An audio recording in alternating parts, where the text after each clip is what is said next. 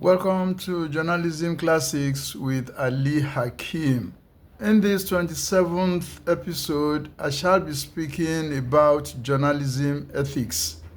Just as medicine, law, engineering, pharmacy, and other professions and disciplines have their practice ethics, there are ethics guiding journalism practice.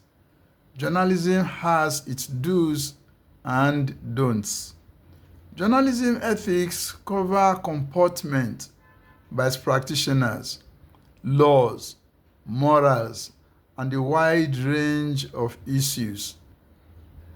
I will begin with the most important of all of these ethics. Is what you are writing or broadcasting for public consumption the truth? Journalism has no place for hearsay or rumor peddling. Reporters and editors must be sure of their facts before going to press. You must check and double check whatever it is that you are presenting to the public and be sure it is true. Be sure it is as true as gospel. Do not spread unverified or unconfirmed information. It is unethical to do so.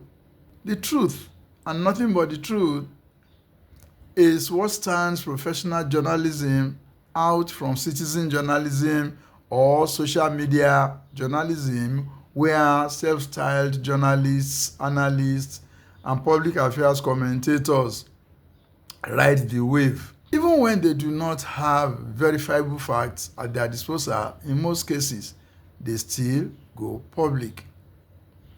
All they need is an Android phone and the wherewithal to buy data. The reporter editor must ask himself or herself what he or she is putting out, whether it is accurate, is it fair to all concerned. Ethically, journalists must present every side of an issue. There must be balance in reportage. You cannot go to press with an allegation made by someone or by an organization against a third party without getting the reaction of that third party for balance. As part of journalism ethics, you're expected to comport yourself properly while interviewing newsmakers and ensure that your sentiments or biases do not reflect on the interview process. Matter of fact, you must comport yourself properly at all assignments, whether they are impromptu assignments or they are scheduled assignments. As a journalist, you are at liberty to ask newsmakers or your interview guests probing and hard questions, since you are not holding a tea party. You must ensure, however, that your personal choices or sentiments do not overshadow the subject of the interview. Remember that you are interviewing your guests. You are not interrogating him or her. Interrogation should be left to the police or to other security operatives. Yes, you may interrogate a subject matter or an issue to a logical conclusion, but not your interview guest. You must avoid adversarial journalism as much as possible, and do not give the impression that your interview guest must answer your questions in a particular way predetermined by you. You will not get the desired responses that can inform your readers or viewers or audience better if you treat your interview guests like that, or like someone who has been ambushed. Your interview guest is not a prisoner of war, so don't treat him or her as one. As much as possible, avoid conflict of interests. Let your interview guests know that you are interviewing him or her for a news publication. Let the guest know that you are recording him or her and could be quoted verbatim. If a newsmaker requests anonymity, please respect that wish. If your guest says he or she would rather not comment on an issue or a question, respect his or her choice, please. For the more experienced reporters, you may ask the same question in another way and still get the answer that you require.